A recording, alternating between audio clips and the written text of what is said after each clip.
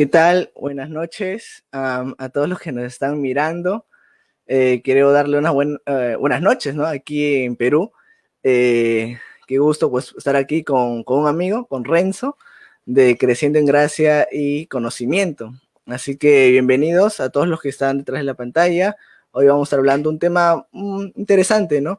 Así que bueno, nada, Renzo, bienvenido y bueno, puedes presentarte. Creo que estás muteado. Sí, está. Y ahora sí. Gracias, Andrés, por la invitación. Yo estoy acá feliz de estar acá juntos en el canal. Eh, y, y nada, pues acá vamos a empezar a hablar de apologética, que es un tema que nos encanta a los dos y que también esperamos que el público, si es que tiene alguna pregunta, alguna duda que sale por ahí, pues que nos escriba. Y ya saben, también pueden ir a creciendo en gracia y conocimiento y nos visitan por Sí, allá. sí, así es. Vamos, como ya lo han visto en el título, vamos a hablar sobre los orígenes de la apologética, su situación actual y bueno, el futuro, ¿no? De hecho, la página de Renzo, Creciendo en Gracia y Sabiduría, está enfocado más en lo que es historia de la iglesia, así que pueden ir a visitar su página, a ver sus videos, que muy buenos, recomendados. Y sí, Renzo es un historiador frustrado, se podría decir. Es que, oye, la historia es muy importante. Yo, para poder contarles de repente en chiquito cómo fue que me encontré con el tema de la historia, eh, siempre me ha gustado investigar más allá de lo evidente, sin caer en leer cartas ni nada por el estilo, sino que iba más por el lado de las ciencias y cosas por el estilo. Pero en el Ministerio de Apologética en el que estábamos, salió un curso una vez de historia de la iglesia y dije, historia de la iglesia, qué raro. Bueno, a ver, veremos qué tal. Y me empezó a interesar bastante. Aprendí así, íbamos así, tranquilos. Me sorprendí bastante de ver hermanos que también pasaban por las mismas cosas que pasamos ahora. Y también me sorprendió ver el tema de la unidad de la iglesia. O sea, eso fue una cosa muy interesante analizar, ver cristianos en la Edad Media, ver cristianos de la Reforma o en Inglaterra de la Revolución Industrial o cristianos perseguidos en el Imperio Romano. Era muy interesante. Y un día estaba ahí buscando en el celular cualquier cosa y me salió una oferta de Kindle. Y yo dije, pucha, ya, oferta, ya. No leo en Kindle, pero veré qué me compro porque es día de ofertas. Y pasando ahí las cosas, me encontré con un libro de Justo González. Yo decía, ¿quién será Justo González? En esa época no lo conocía. Hoy no tengo un cuadro detrás de mí de él porque sería idolatría, pero soy muy fan de Justo González. Me compré ese libro por $2 y empecé a leerlo. Y no les miento, las primeras páginas, la introducción solamente me capturó de tal manera que me terminé leyendo los 2 tomos de Historia de la Iglesia. Claro que no tan rápido, pero me los terminé de leer. Y algo que dice justo en la introducción es muy cierto. Él dice que nosotros creemos en un Dios de muertos o en un Dios de vivos. En un Dios de vivos. Y eso quiere decir que entonces de estas personas que leemos no son gente extraña que está encerrada en el tiempo o empolvada en un lugar, sino que ellos son nuestros hermanos. O sea, así como tú te relacionas con un hermano en tu iglesia y tú sabes que estás relacionado a él por Cristo y que él es tu hermano en Cristo y tienen una unión especial porque son una sola iglesia, igualito estamos con Agustín o con Tomás de Aquino o con cualquier otro de los mártires que podemos conversar o de los apologistas. O sea, tenemos un solo cuerpo y me ayudó también a ver más allá de los límites mi propia iglesia. O sea, yo crecí en una iglesia pequeña, sin muchos miembros, y para mí la historia de la iglesia era, bueno, Jesús, los apóstoles, Lutero y mi pastor, y ahí no hay más, ¿no? Y mi iglesia es la única que está bien, obviamente, ¿no? El resto canta cosas raras, o habla diferente, pero estudiar historia te hace abrir los ojos y te hace ver que somos una iglesia universal y que cruza todos los tiempos, y eso es muy genial. Vamos a poder hablar más. Sí, sí, yo creo que sobre todo estudiar historia de la iglesia nos ayuda a comprender mejor, ¿no? ¿Por qué estamos aquí? ¿Cómo estamos aquí? ¿No? Porque, Mm. y también es curioso porque cuando mencionabas los cristianos en la Edad Media, en la Revolución Industrial, me ponía a pensar, ¿no? Incluso antes del siglo de segundo, ¿no? O sea, primer siglo, segundo siglo, por ahí, y no como este libro, no sé si lo leíste, creo que es un ingeniero el que dice que el cristianismo comenzó en el año 303, ¿no? Ah, Entonces, es como, o sea, sí, es un poco, creo que o sea, en realidad es tipo el código da Vinci, ¿no? Pero, mm. pero igual hay gente, hace poco lo volví a ver en un post donde no era un post sarcástico, era un post donde lo hacían ver como si de verdad fuese cierto, ¿no? Y creo que estudiar historia de la iglesia nos ayuda en cierta manera a poder eh, comprender un poco más los inicios de nuestra fe y poder Mm. responder también, ¿no? Este tipo de objeciones, ¿no? Hay gente que Sí. incluso menciona que la Biblia se terminó de escribir en el siglo III, en el siglo II, ¿no? Y es como... mm, Sí, y es más, el profesor de historia Robert Godfrey, él dice, algo que nos falta ahorita es hacer una apologética histórica, porque tú no sabes algo de historia y te pueden batir al toque. O sea, la historia es ese curso del colegio tan pequeño, insignificante, o que la sociedad tampoco valora tanto, pero que es la pieza fundamental para encima construir lo que sea.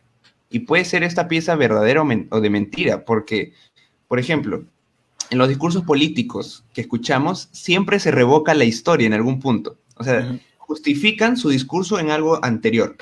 Nosotros somos los que vamos a construir el verdadero Perú, el bicentenario, ¿no? Entonces te venden la historia, ¿no? De que somos un país de república y que se supone que tenemos que llegar a un lugar, no sabemos a dónde, pero nosotros somos los verdaderos peruanos. Y así con todo, o sea, la Iglesia Católica también por su lado, ellos dicen, no, ustedes cristianos, ¿con qué autoridad abren iglesias? ¿No? Es como, esas preguntas también me las hice. Era como, obviamente en tu iglesia, ¿quién bautiza? El pastor, ¿no? Porque él está como que autorizado, tiene su... Pero ¿quién le autorizó a tu pastor bautizar? No, es que le impusieron manos al pastor. Ya, pero ¿y quiénes le impusieron manos? Y de ahí retrocedes un poco más y te dicen, no, tus pastores son ilegítimos. ¿Qué? ¿Pero por qué? No, porque nuestro pastor, el Papa, él, él fue ordenado por alguien que fue ordenado, que fue ordenado, que fue ordenado por los mismísimos apóstoles. Ujú. Y ahí como protestante, como evangélico, entras en trompo, no sabes justificar y terminas diciendo, no, no, yo creo porque creo. Pero nunca es así, ¿no? Y eso lo sabemos en apologética. Siempre hay razones detrás de todo. Entonces, conocer la historia nos va a ayudar a responder bastantes cositas apologéticas. Sí, y bueno, ya vamos a hablar un poco más adelante, ¿no? Sobre la historia, vamos a profundizar un poco más. Sí, porque incluso vamos a estar también leyendo comentarios si alguno de los que nos están viendo tienen algo que agregar, pueden unirse a nuestra conversación, ¿no? Porque es básicamente un conversatorio, así que están invitados. Pero bueno, hemos hablado, el título es Orígenes, Actualidad y Futuro de la Apologética. Y a veces hablamos mucho sobre, sí, que la apologética por aquí, la apologética por allá es importante, pero muchas veces carecemos de un concepto, ¿no? Tal vez amplio o un concepto que pueda definir correctamente lo que es apologética, ¿no? Entonces, Renzo, ¿tú cómo definirías apologética, ¿no? ¿Qué es apologética? Esa es la pregunta clave que necesitamos responder hoy, porque Uh -huh. alguien dice, sí, yo hago apologética. ¿Y cómo haces? No, yo me peleo con todo el mundo en Facebook. Veo videos de 5 minutos de cómo argumentar y ya me lanzo. No, pero en realidad la apologética va más allá, ¿no? La apologética viene de la palabra griega apología, que está en la Biblia, y obviamente es el lenguaje que se hablaba en esa época, que significa hacer defensa. Pero la manera de hacer defensa bíblica no solamente es lanzar argumentos, sino uno mismo ser coherente con el mensaje. Y Uh -huh. justamente es lo que escribe Pedro, y eso está en 1 de Pedro 3:15, es eh, estén preparados siempre para presentar defensa de vuestra fe con mansedumbre y reverencia. Eso es clave. Incluso antes, y yo creo que eso es lo más importante, dice, santifiquen a Cristo como Señor en sus corazones. O sea, si es que no tenemos a Jesús en el centro de nuestra apologética y sabiendo que Él ve nuestras vidas, vamos a ir mal. Va a salir todo mal porque intelectuales hay muchos. No necesitan al Espíritu Santo para ser intelectuales. Pero nosotros sí, porque nosotros somos cristianos. Esa es la diferencia. Ujú. Yo quería leer el concepto de Paul Koutler. Él menciona la tarea de desarrollar y compartir argumentos a favor de la verdad y la racionalidad del cristianismo y la falsedad e irracionalidad de las alternativas con el fin de fortalecer la fe de los creyentes y provocar que los no creyentes consideren a Cristo. Creo que es un resumen, ¿no?, de lo que justamente habías mencionado, porque siempre creo que nuestra apologética, como mencionabas, ¿no? Creo que muchos de nosotros, tal vez los que han profundizado, o tal vez no muchos, pero de repente fui solamente yo. Pero cuando iniciamos en lo que es la apologética, cuando inicié en leer libros de apologética y profundizar un poco, ni siquiera mucho, me metía a grupos de debates, ¿no? Debates entre ateos y creyentes, y hacía justamente lo que tú mencionabas, ¿no? Simplemente debatir y decir que no, tú estás mal, yo estoy bien, y ahí quedaba, ¿no?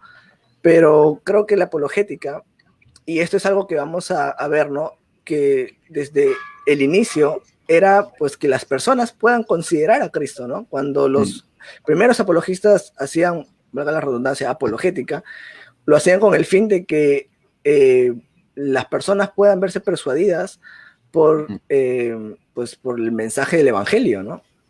A mí me gusta el concepto que usa Alistair McGrath. Él dice que hacer apologética es como abrir las cortinas de un cuarto oscuro y que el calor que entra y calienta, ese es el evangelio. O sea, la apologética de por sí no va a salvar a nadie, pero va a quitar los obstáculos que puede haber para que la luz ingrese, ¿no? Entonces, esa sutil diferencia es bien importante, ¿no? Y bueno, ya que has mencionado los primeros apologistas, yo creo que podríamos ir avanzando por ahí, ¿no? Sí. ¿Cómo surgió la apologética, ¿no? ¿En qué momento de la historia del cristianismo surgió, pues, ¿no? ¿En qué momento los primeros cristianos se vieron en la necesidad de poder decir, necesitamos defender nuestra fe? Ahí hay que entender que todo fenómeno histórico no ocurre en el vacío. Todas las cosas están rodeadas por un contexto. Agustín no escribió Ciudad de Dios porque se le ocurrió un día, bueno, escribiré Ciudad de Dios. O sea, él tuvo una razón para escribirla. Lo mismo Ireneo de Lyon escribió otro libro sobre las herejías, si es que mal no me estoy equivocando, porque tenía que responderle a las herejías. No es porque él dijo, estaba sentado en su casa y dijo, bueno, escribiré un libro contra alguien que no existe, ¿no? Hay respuestas. Entonces, en este mundo donde se crea o se forma el cristianismo en realidad, porque no está bien decir se creó el cristianismo, los apóstoles mismos, vamos a ver inicios de ciertos rasgos apologéticos que hacen defensa de la fe. Un ejemplo son los bereanos, ¿no? Ellos les comparten y ellos tienen que comprobar, les muestran las escrituras. Pablo a todas las sinagogas que iba les explicaba con las escrituras que Cristo era de lo que hablaban las escrituras, les daba razón de su fe. Cuando Pablo está en el Areópago, les da razón de su fe a los atenienses. Entonces vemos que hay como primeros pasos en la misma Biblia, que son intentos de los cristianos para convencer a los no cristianos de que Cristo es la verdad. Ya cuando acaba el Nuevo Testamento, se acaba, o sea, la narración que tenemos se acaba más o menos en el año 65, 70, por la persecución de Nerón.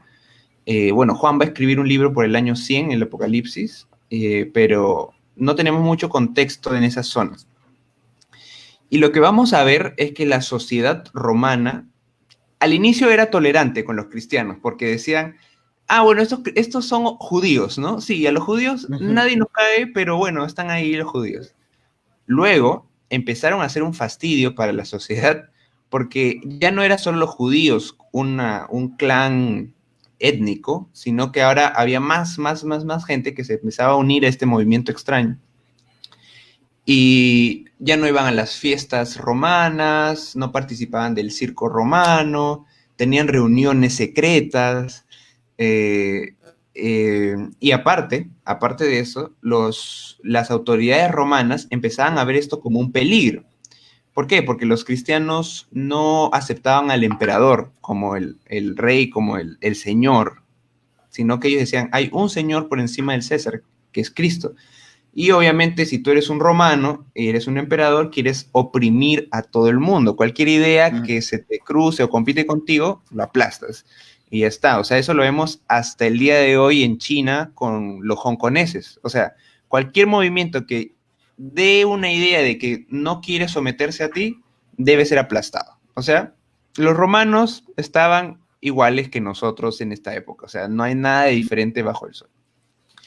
Y entonces tienes a los cristianos viviendo en un contexto súper hostil contra ellos. Hay alrededor de ellos un montón de nuevas ideologías que rondaban por esa época. Por ejemplo, los gnósticos, ellos daban una alternativa al cristianismo. Tienes a Los los romanos, docetistas. Los ¿qué? docetistas, digo, los docetistas. También los docetistas, cualquier otra religión que esté de moda, porque en esa época ya no eras de la religión de tu familia, sino que adoptabas las nuevas religiones de moda que estaban por tu zona. Eh, Tienes el rechazo social. Esto que dije hace un rato de que se reunían en secreto, es verdad, los domingos se juntaban los cristianos y practicaban la Santa Cena, y los romanos en sociedad, ellos decían, qué raro, se juntan en una casa y comen carne humana, ¿no? Porque ellos dicen, nosotros comemos la carne de Cristo y su sangre, ¿no? Y encima como hablaban de Jesús como alguien muy tierno, muy así como cercano, ellos creían que hablaban de un niño. Entonces, algunos creían que comían niños. Entonces decían, estos cristianos son terribles. Y se empiezan a difundir bastantes falsedades, fake news de los cristianos. Y era verdad, los cristianos eran de las clases más bajas, entre las... Y una frase importante que puede sonar machista, discriminadora y todo lo que quieras, es la de Celso, un no cristiano, que decía, esa cosa del cristianismo, eso lo creen solo los esclavos, los pobres y las mujeres. Es una religión de la cocina. Súper despectivo. Y sí es verdad también que habían algunos pocos otros cristianos que eran de clases altas, que ellos podían dar un sustento de su fe, y ¿qué hacían ellos? Pues defendían. Entonces, en este ejercicio de defender, ellos se vuelven los primeros apologistas. Y, dato curioso, al hacer su apologética, ellos dan los primeros pasos para lo que luego sería la formación de la teología. O sea, antes de formarse la teología, se formó la apologética. Y fue una tarea de defenderse ante el contexto. Sí, y ahora para ahondar un poco más en esa parte de las críticas hacia los primeros cristianos y, y la necesidad, ¿no?, de poder defender, era que incluso justo González menciona, ¿no?, que les llamaban, ¿no?, los primeros cristianos a personas incestuosas porque decían, oh, ellos se tratan entre hermanos y se dan besos ahí metidos, ¿qué es lo que harán, no? Y claro, y es como, de alguna Claro, manera los refleja un esposos. poco, sí, Los de esposos alguna manera, hermana. sí, no digo, de alguna manera refleja un poco tal vez eh, lo que las personas hoy en día piensan de la iglesia, ¿no? Es decir, tal vez no piensan que somos incestuosos, pero no he escuchado comentarios como, oye, pero están encerrados, ¿y qué hacen ahí, no? ¿Qué tanto hacen ahí en un lugar, no? O sea, porque tienen una concepción distinta bueno, cuando una iglesia católica por lo menos ves la misa, ¿no? Y todo, pero piensan que nosotros los protestantes hacemos algo distinto, ¿no? Y esto lo vemos desde los primeros inicios del cristianismo, ¿no? Eh, incluso creo que también Plinio el Joven hace o sea, una mención similar, ¿no? Diciendo de que, bueno, ellos solamente se reúnen para adorar a un tal Jesús, ¿no? Que lo llaman como Dios. Pero ya veíamos estos ataques, ¿no? Desde el inicio, Mm, que los cristianos eran tal, incluso éramos ateos, ¿no? mm. Sí, ateos, porque no creen en los dioses.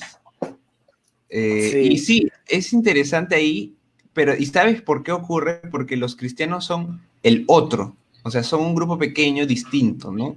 Y es fácil hacerte una imagen mental, una caricatura de el otro que no conoces, con el cual no tienes contacto. Uh-huh. Y hoy en día, pues, caricaturas de los cristianos hay por todas partes, ¿no? Tú vas a una película y en la película a veces aparece un cristiano. ¿Y cómo aparece pintado el cristiano? Es así fanático, no entiende razones, Como en eh, Los Simpsons. como los Sim, el cristianerijillo, ¿no? Es así, o sea, la sociedad se va formando una imagen mental y obviamente hay que defender la verdad, ¿no? Porque no es así lo que es la realidad. Sí, sí, sí, totalmente. Y ahora, bueno, ya que hemos hablado un poco sobre este contexto, tal vez podríamos mencionar a aquellas personas, ¿no? Que fueron justamente quienes pusieron esta primera piedra, ¿no? En la apologética. Creo que incluso antes, bueno, el más famoso, Justino Mártir, ¿no? Mm, Pero hubieron anteriores a él, ¿no? Otras personas que, que desarrollaron como una defensa del Evangelio, ¿no? Pues justamente porque se empezaron a involucrar, ¿no? A este nivel, los cristianos a este nivel intelectual con la filosofía griega, mm, y así, pues eso atraía de alguna manera mayor atención de parte de la sociedad romana, ¿no? mm, Porque recuerdo que Justo González menciona también que para los romanos el no creer en varios dioses era algo loco, ¿no? Algo irracional. Era, ¿cómo no puedes creer, cómo puedes adorar solamente un solo Dios, ¿no? Y era como, para ellos, se espantaban, ¿no? O sea, para ellos lo más lógico era creer en varios dioses, ¿no? Tenían su panteón justamente por esto, y era como, ¿cómo? ¿Cómo puedes creer en un solo Dios y no en varios dioses, ¿no? mm. Sí, y ahí, ahora que has tocado a Justino Mártir, él pertenece al año 150, y Ujú. démonos cuenta que Juan, el apóstol, muere en el año 100, o sea, está ahí nomás, hace 50 añitos.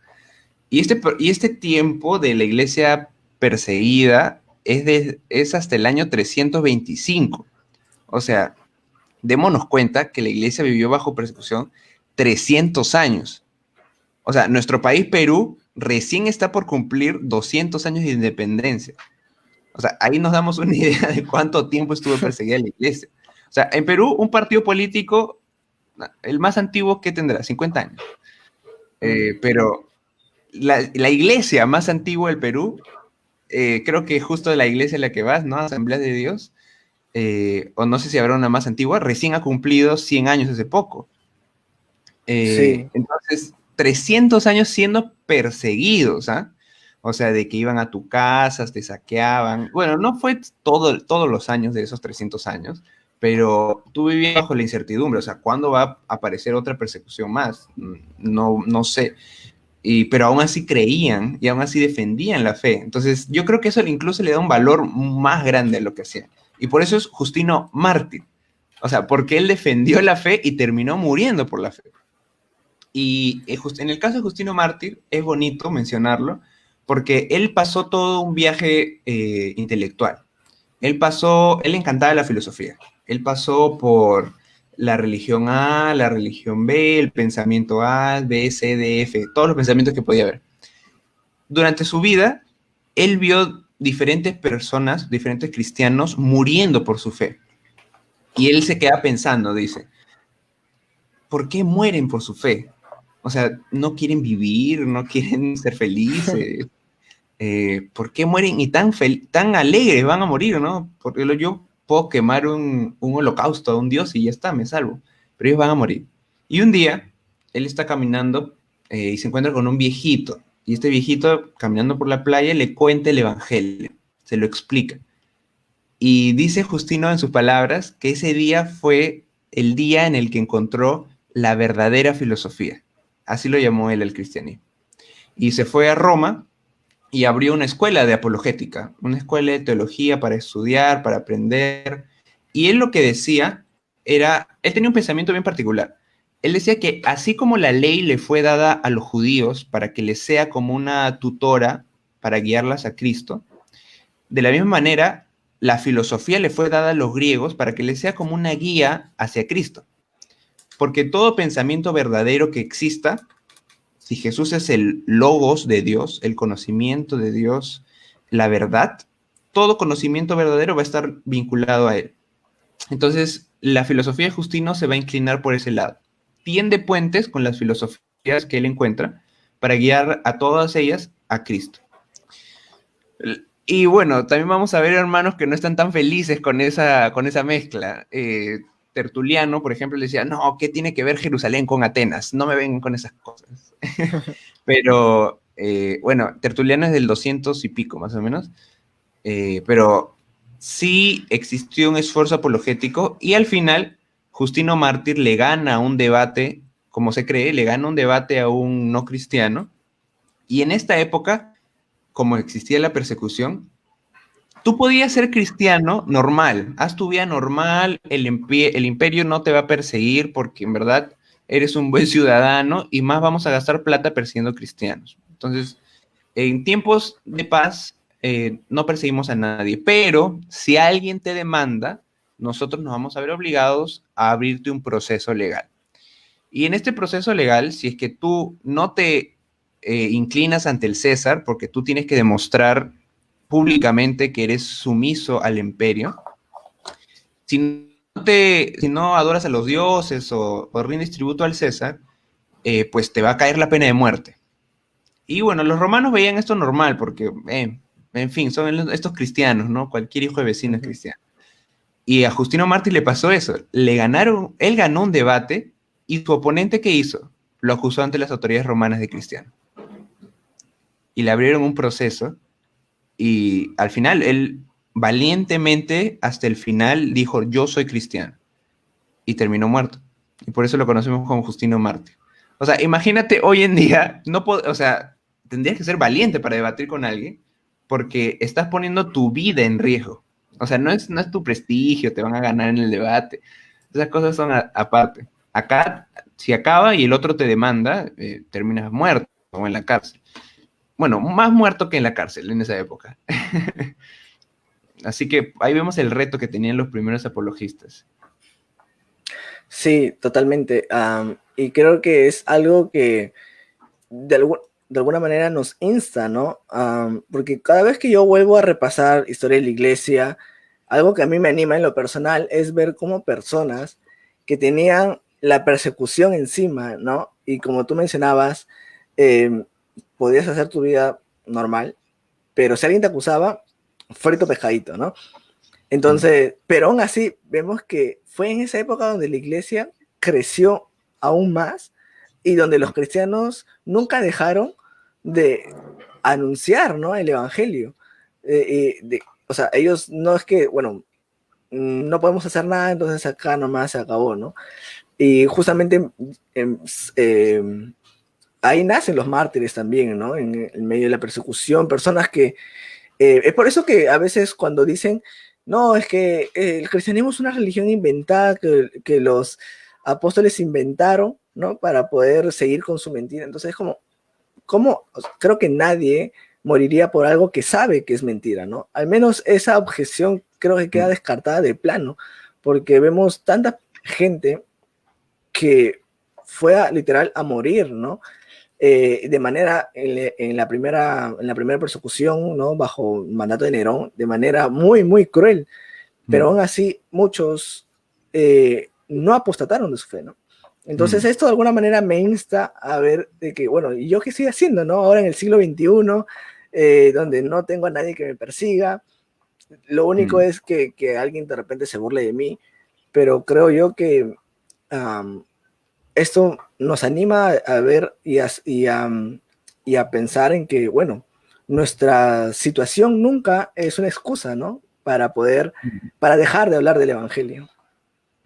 Sí, y bueno, en esa época no había campañas evangelísticas, esas cosas. El evangelio se transmitió básicamente de persona a persona, en los barcos de los comerciantes, entre los esclavos, entre las mujeres que eran ayudadas, entre los niños que rescataban, porque los romanos abandonaban a los niños en las calles que no los querían. Eh, y de esa manera el cristianismo empezó a crecer y a crecer, como bien has dicho. Eh, y esto también sirve apologéticamente, como has dicho, o sea, ningún cristiano se hizo rico y famoso durante los primeros 300 años de persecución. O sea, bien difícil. Incluso hay el caso de las hijas de un emperador que se hicieron cristianas, y él las amenazó en un momento de persecución fuerte que hubo, y ellas decidieron desconvertirse del cristianismo para mantener su poder. Eh, el mayordomo de la casa no se desconvirtió, por así decirlo, y murió. Entonces, esos cuentos que vienen a vender de, no, sí, el cristianismo se inventó para oprimir a la gente, no, es falso, eso es falso, falso, falso.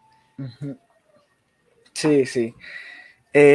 Bueno, yo creo que podemos avanzar, ¿no? En el Sí, sentido sí, de sí. que ya hemos pues puesto como en contexto un poco cómo es que nace la apologética en los cristianos, ¿no? Esta manera de buscar defender el evangelio, ¿no? Frente a las filosofías que surgían en ese entonces, las herejías que también empezaban a surgir. Y esto nos bota ahora ya no en los primeros siglos, sino de repente en la Edad Media, ¿no? En el sentido de por qué, si es que empezó a verse, a ver esta construcción de la defensa de la fe, ¿no? De la apologética, ¿cuándo fue que se retuvo, ¿no? O que la iglesia, pues, dejó de hacer apologética. Sí, básicamente lo que ocurre en la Edad Media es que todo el mundo se hace cristiano. Entonces, al todo el mundo hacerse cristiano, ya no es necesaria una defensa. Eh, Ujú. un poco sí que los musulmanes van a hacer sus avances en contra del mundo cristiano. Y en España vamos a ver un poco más del desarrollo de cierta apologética medieval para poder defender a la fe cristiana ante el Islam. Y uno de los grandes exponentes medievales de apologética va a ser Anselmo de Canterbury, allá en Inglaterra, o después, años más tarde, Tomás de Aquino. Pero principalmente lo hacen entre un ejercicio escolástico que tenían para dar razón de hasta lo último que tenían que dar razón, ellos daban razón porque eran los escolásticos. Pero más allá de esos eventos, no se ve una profundización en esto porque justamente no tenían contra quién argumentar. Van a pasar los años y va a llegar la ilustración. En la ilustración, ¿qué pasó con la ilustración? En los círculos académicos altos, ahí va a haber un montón de ataques al cristianismo. Rousseau incluso llega a decir que la Biblia, después de 100 años de que él muera, ya no va a existir. Había un ataque bien grande. ¿Y qué hizo la iglesia en esa época? Bueno, hizo una de dos cosas. O se volvieron liberales al extremo de negar la Biblia y decir, bueno, son cuentos, hay que quedarnos con la esencia. Jesús no era Dios, él era un hombre que fue un buen maestro. Destrozaron el cristianismo hasta quedarse con una cosa que no se sabe qué es. Y la otra respuesta fue una respuesta de monito de WhatsApp. No escucho, no veo, no digo nada. La iglesia se quedó muda. Dijo, no, eso es parte de los círculos grandes, no, yo no quiero saber nada. Básicamente porque no sabía cómo responder a los cuestionamientos que planteaba la ilustración, la razón, todos estos temas. Luego va a avanzar los años y este movimiento que empezó en círculos intelectuales, de universidades, de movimientos, va a empezar a bajar como en una cascada. Y poco a poco, cada vez más personas van a verse influenciadas por este sistema de pensamiento. Y en el siglo XX, el siglo pasado, van a haber más respuestas a esta generalización, ¿no? Del movimiento, digamos, secularista que busca, o materialista, que busca ver la realidad con unos ojos que quitan a lo espiritual del medio. Dios no existe, o si existe es una especie de Dios teísta que simplemente está, o sea, creó y se fue, y no le importamos, no busca una relación personal con nadie. Y, pero ya empezaban a haber respuestas, ¿no? Francis Schaeffer, Plantinga, empiezan a haber así ciertas lumbreras apologéticas en el siglo XX. Y ya, y también ¿por qué? Porque mucha gente se estaba alejando del cristianismo. Decidían no creer, decidían creer en otras religiones, y así sucesivamente el agnosticismo, el ateísmo se hacen cada vez más fuertes, más así, y llegan a niveles más populares. Yo diría que Richard Dawkins es un profeta del popularismo, del ateísmo, donde a inicios de este siglo, como conversamos la vez pasada, él empieza a difundir así, por todos lados un montón de argumentos que en realidad los dio David Hume hace mucho tiempo, en la Ilustración, en los años 1700 por ahí.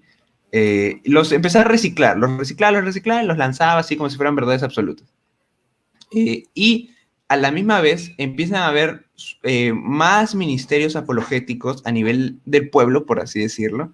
RZIM fue uno, Fe Razonable es otro, y así empiezan a haber más movimientos de cristianos que quieren darle razón a su fe. Y démonos cuenta en el contexto en el que estamos. Cada vez la sociedad es más hostil al cristianismo y decide plantarle cara y decirle, no, tú no eres verdad. Dime por qué tengo que creerte. Tengo acá a mi amigo del yoga que me dice que es mejor ser budista y suena más bonito. ¿Por qué tengo que creerte a ti? El poder, digamos, de mantener el cristianismo estático y generacional en piloto automático, ya se acabó. O sea, eso ya no va más. O sea, yo soy cristiano y mis hijos serán cristianos. No lo sé. No se sabe. ¿Por qué? Porque ahora ya no existe esta tradición de yo soy cristiano porque mis papás fueron cristianos y mis abuelos también fueron cristianos. Y se torna en esta necesidad, básicamente, de hacer apologética. O sea, porque no hay de otra. O te cierras como los cristianos de Ilustración, no oigo, no escucho, no hablo.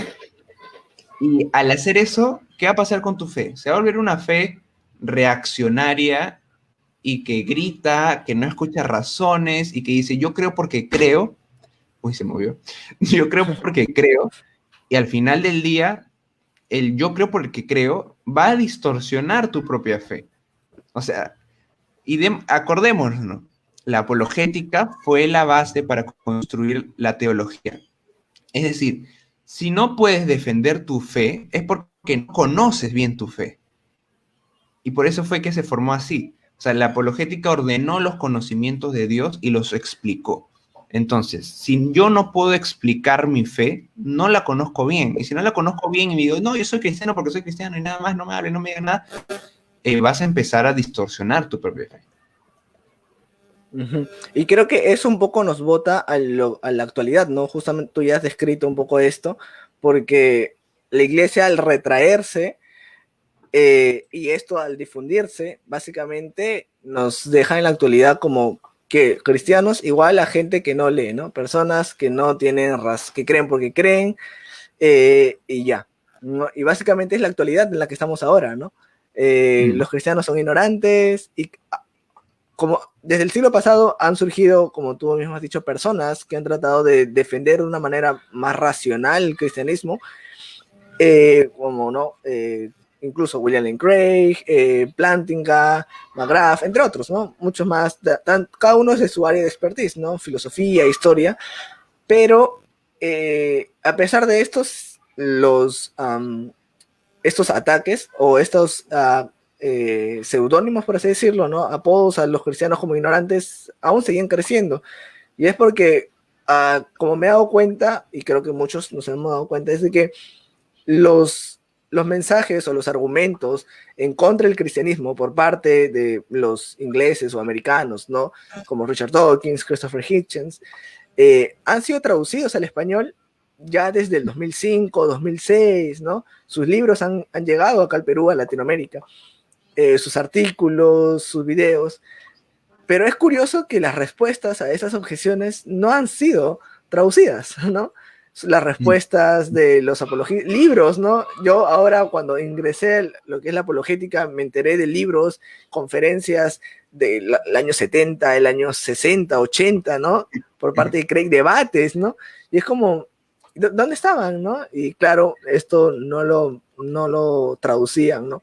Porque en parte, no sé, bueno, no sé si decir porque no convenía, pero simplemente esto pues era parte del ataque que hay, ¿no? Frente a al cristianismo, ¿no? Y ahora acá nos pone también en el punto de, ¿y qué pasa, no? ¿Qué va a pasar con la apologética? ¿Cuál es el futuro que tiene la apologética? Al menos aquí en Latinoamérica, ¿no? Como, bueno, peruanos nosotros,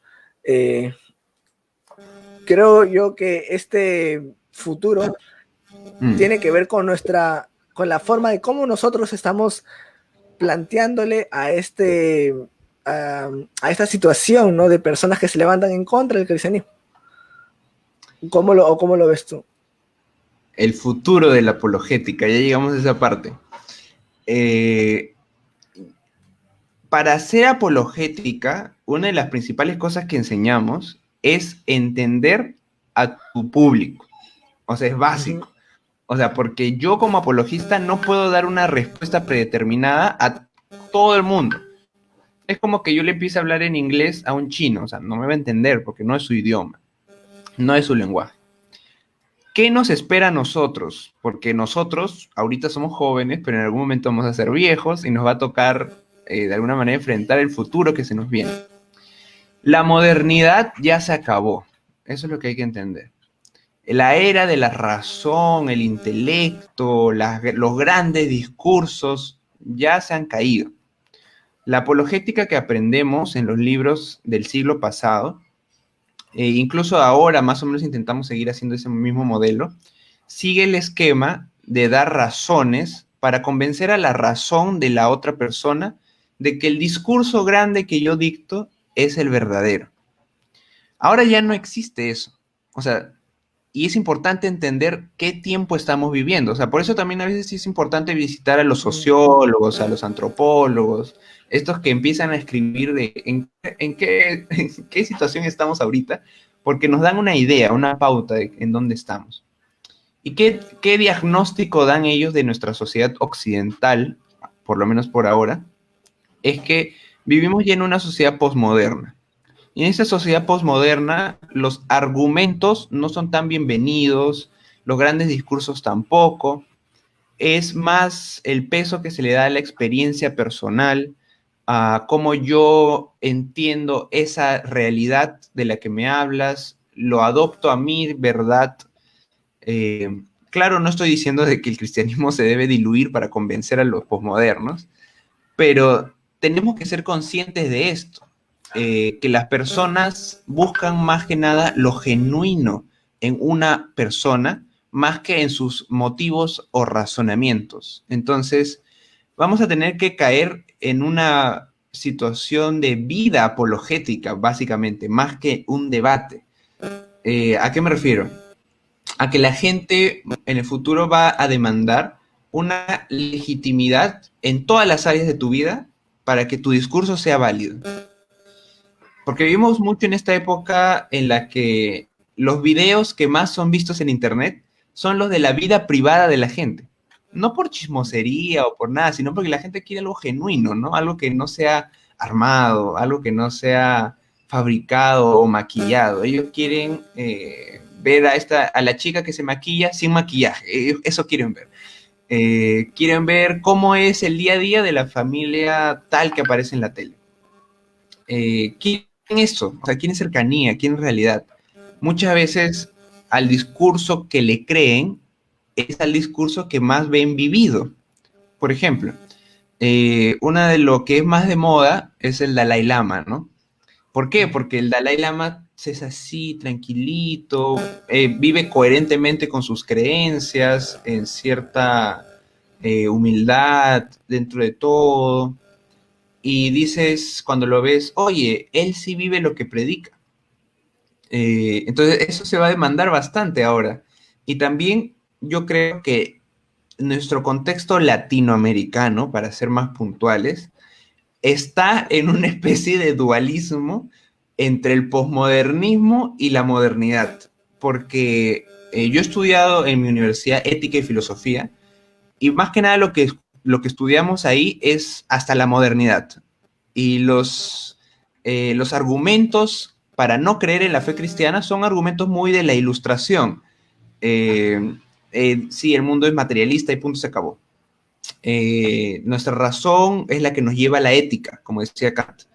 Y ya está, ahí nos quedamos y ya no avanzamos más porque de ahí no sabemos qué sigue, pero nuestros círculos intelectuales peruanos se mueven mucho en argumentos eh, de la Ilustración, pero con un pensamiento americano de posmodernismo. O sea, somos una mezcla porque, como yo le he dicho a un grupo de amigos con los que estamos estudiando historia, Latinoamérica es una cosa rara, porque la Edad Media formó una especie de bucle temporal y nosotros nos vimos metidos en ese bucle temporal por 300 años, básicamente, desde el 1500 hasta el 1800, donde empezaron las independencias.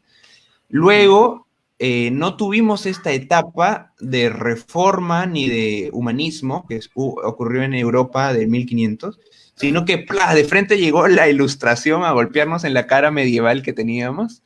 Y empezaron a liberar a nuestros países porque, bueno, había un grupo de gente que quería liberar a los países bajo estas influencias de la democracia, ideas ilustradas. No a los reyes, no al abuso de la iglesia. Tenemos que estar acá. Pero llegas a Latinoamérica y no encuentras un terreno fértil para eso, porque tienes a una iglesia medieval recontra fuerte y grupos de poder muy concentrados que, ok, dicen, sí, la Ilustración. ¿Y qué obtienes con eso? Obtienes unas repúblicas muy extrañas donde unos cuantos son ciudadanos y el resto es el pueblo que es explotado nuevamente, no encuentra las promesas republicanas que se le dieron. Y estamos en esta especie en el siglo XX, de darnos cuenta de que, ok, ¿qué somos nosotros? ¿Somos ilustrados? ¿Somos medievales? ¿Somos católicos? Uy, acaban de aparecer los evangélicos a mi costado, no los entendemos, son una secta extraña para nosotros. Eh, pero Estados Unidos es lo máximo, Europa también, sigamos importando cosas de allá, ideológicamente hablando. Y ahora pues hemos importado el posmodernismo, pero nuevamente se repite ese ciclo extraño, ¿no? En los sectores altos, el posmodernismo es lo que rige, y tenemos luego al pueblo, ¿no? Que es como que no entiendo qué me están hablando, yo tengo que seguir luchando por salir adelante. Sí, Dios no existe porque todo es materialista. Entonces ya llegó a ellos el discurso ilustrado que estuvo en la temporada pasada, por decirlo de alguna manera. Y ahora tengo esta realidad postmoderna que me dice que tengo que ser tolerante con todo el mundo. eh, y cuando entendemos mal la tolerancia, nuestra identidad se ve afectada. ¿Por qué? Porque la tolerancia mal entendida te dice, tú tienes que dejar todas tus verdades fuera para poder ser tolerante. Pero en realidad no es así. Como cristianos estamos en esa realidad mezclada, ¿no? De un occidentalismo localizado, con culturas autóctonas, con realidades religiosas muy fuertes, y tenemos que comprender esto para hacer una correcta apologética. Y lo que preveo que viene es más occidentalismo, cada vez mayor. ¿Por qué? Más que nada por estas cosas, porque tenemos acceso al Internet. Y si vemos, por ejemplo, lo que ha ocurrido con los países asiáticos que tienen acceso a Internet, es que se han occidentalizado muy rápido. Tú ves a un K-Popper ahorita y lo comparas con sus abuelos, y sus abuelos tenían las vestimentas orientales, ¿no? Y el K-Popper está con el pelo morado, el celular, los bailes en YouTube. Entonces, se han occidentalizado bastante y más que nada es por el contacto. Entonces, vamos a tener contacto y vamos a seguir teniéndolo con todas las culturas del mundo, pero bajo cierto discurso posmoderno. en el cual no entendemos a dónde vamos, ni quiénes somos, ni qué hacemos en esta tierra, pero queremos ser tolerantes con todo el mundo. Entonces, y queremos cosas genuinas, y por eso es que se busca lo que es genuino, porque no sé qué soy, y quiero que alguien me enseñe qué sí es, y eso es lo que podemos aprovechar. Sí, totalmente. De hecho, como mencionabas, ¿no? El aprovechar justamente estas herramientas que a veces la sociedad nos le está otorgando para poder seguir difundiendo, ¿no? En este caso, pues la apologética, bueno, el evangelio de Cristo, no la apologética, sino el evangelio, a través, ¿no? De la apologética, porque la apologética de alguna manera es útil, ha sido útil y seguirá siendo útil, ¿no? Eh, yo creo que lo que has dicho es cierto y creo que solamente podría añadir que eh, cada vez la sociedad se está secularizando más, cada vez encontramos más rechazo al cristianismo en las universidades y a veces no es porque tienen una razón bien fundamentada, ¿no? A veces es porque simplemente lo han visto lamentablemente es así, alguna vez lo han visto, o sea, yo sé que conozco gente preparada que no cree y sabe por qué no cree, pero lamentablemente me he encontrado en la universidad, porque en mi universidad yo siempre uso apologética cuando a veces voy a evangelizar, estoy en un grupo cristiano. Entonces lo que yo hago es recorrer el campus y siempre voy y le digo a una persona que está tendida en el piso, ¿no? Porque en mi campus hay pues áreas verdes, y le pregunto, no, hola, ¿qué tal? Me presento, le digo, soy Andrés Vázquez, pertenezco a un grupo cristiano de la universidad y me gustaría poder conversar un momento contigo, ¿no? Saber qué opiniones tienes acerca de la fe. Y bueno, ahí las personas se explayan, ¿no? Bueno, yo creo que la religión es una forma eh, de opresión al ser humano, que los seres humanos simplemente eh, creen porque tienen miedo pues a morir o porque no quieren creer que en esta vida se acaba todo y bla, bla, bla, ¿no?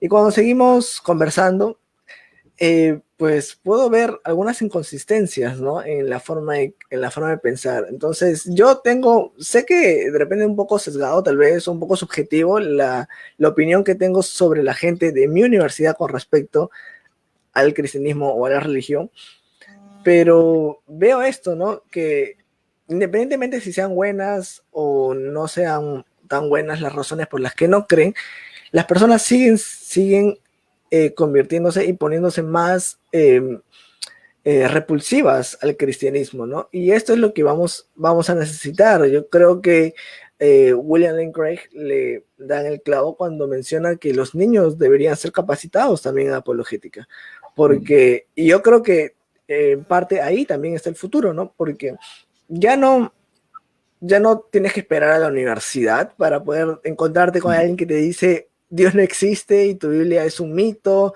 y Jesús es una copia de los otros dioses. Lo vas a encontrar ahora incluso en niños en primaria, ¿no? ¿Por qué? Porque a través de los dibujitos, como bien lo mencionábamos, ¿no? Uno de ellos, los Simpsons, ¿no? O esta forma como caricaturizan a los cristianos, haciéndolos ver como ignorantes, como personas que no, pues que simplemente creen por creer, o incluso lanzando ciertos dardos, ¿no? Como Jesús nunca existió, a través de dibujos. Esto va calando en la mente de los niños y luego llega, no sé, tu hijo y dice, sí, yo creo en Dios. Oye, pero Dios no existe, ¿no? Lo vi en tal caricatura, ¿no? Es como, y así, ¿no? Y así a veces esto va a calar. Yo, en lo personal, por ejemplo, yo empecé a dudar de mi fe cuando tenía 13, 14 años, por ejemplo. Entonces, desde muy chico, ¿no? Entonces yo creo que si hubiera aprendido apologética en la escuela dominical hubiera sido diferente, ¿no? Pero creo que ahí también en parte está el futuro de la apologética, ¿no? En los niños, en las iglesias. Sí, sí, de todas maneras. Y también entender que uno de los argumentos básicos, ¿no? Es que, o sea, argumentos en contra de Dios, los cristianos de Latinoamérica fueron invadidos, saqueados y Ujú. obligados a creer en el cristianismo. Pero nosotros como cristianos tenemos que tener una razón clara, ¿no? Nuestra fe no viene de la conquista, o sea, nuestra fe viene de Jesús. desde los principios de esta era, que ha atravesado muchas dificultades, que han habido muchos malos elementos dentro de la fe, sí, pero reconocernos a nosotros como los que tenemos ahorita la antorcha en la mano, que ha sido pasada por generación tras generación tras generación, y hoy en día tenemos una Biblia que ha sido transmitida como ningún otro libro en el planeta, y que nos ha llegado a nuestra mano esta antorcha y tenemos el reto de pasarla a los siguientes. Y yo creo que ese solo pensamiento es muy útil también para que nosotros sigamos avanzando esto y que no nos veamos como que atemorizados ante el reto, porque el cristianismo ha afrontado muchas cosas, incluso digamos dentro de la iglesia medieval, los cristianos que sí se mantenían verdaderamente anclados en la fe también pasaban cosas difíciles, pero la iglesia de Cristo siempre va a prevalecer. Entonces, estemos ahí. Siempre golpean a Ned Flanders en los Simpsons. Y es que sí, creo que esta esta Cari. caricatura, sí, que le ponen a los cristianos, eh, son como personas que están totalmente cegados, ¿no? Entonces, creo que sí, es un reto para todos. Yo incluso al inicio, cuando recién iniciaba en lo que es apologética, igual yo tenía a veces temor, un poco de miedo y un poco de vergüenza de, no sé, publicar ciertos versículos como estado o publicar algunas cosas en mi Facebook porque decía, uy, ¿qué van a pensar mis amigos, no? Pero luego pensando es que, bueno, si yo estoy andando en lo que es la apologética y la apologética me ha ayudado a saber que mi fe está basada en razones y que efectivamente el cristianismo es verdad, entonces no debería sentir vergüenza de algo que es verdad, ¿no? Y bueno, obviamente, pues es el Espíritu Santo que obró también en mi vida, pero es un reto, ¿no? Como bien lo decías tú, es un reto en los que vamos a pasar todos y justamente ahí se cumple, ¿no? 1 Pedro 3:15, ¿no? Pues antes de presentar una defensa debemos santificar primero a Jesús en nuestros corazones, ¿no? Así que, bueno, es básicamente lo que hemos querido conversar el día de hoy, ¿no? Hemos visto el origen de la apologética, en qué circunstancia surgió la actualidad, ¿no? ¿Cómo llegamos a la actualidad, ¿no? ¿Cómo llegamos a esta situación en la que mucha gente se sorprende de lo que es apologética y otras personas pues ven al cristianismo como un retraso intelectual y un poco el futuro, ¿no? De lo que vendría a ser apologética. Así que bueno, dar gracias simplemente a Renzo por estar aquí, gracias por pues, acompañarnos y a las personas que también han estado ahí, están detrás de sus pantallas, ¿no? Comentando o simplemente escuchando, así que buenazo. Y bueno, y esperamos tener un próximo live con Renzo ahondando más en los orígenes del cristianismo, ya que él es el experto en historia de la iglesia. Entonces, sí, si, no han visto, si no han visto los videos de Creciendo en Gracia y Conocimiento, ahí está etiquetado en la publicación de la página. El canal de Renzo está enfocado básicamente a historia de la iglesia, así que ahí pueden ahondar un poco más. Y bueno, ya se viene, el próximo video que vamos a lanzar es de el inicio de los apologistas, justamente en la próxima semana, espero que salga. Justo, sí, entonces, bueno, ahí ya saben, pueden entrar y tener más recursos, ¿no? Y bueno, nada, ha sido un gusto, de verdad, un gustazo estar aquí con ustedes una vez más, y pues que el Señor les bendiga, y ya nos estamos viendo en alguna otra ocasión. Gracias, Andrés. Chao, chao. Nada, gracias a ti.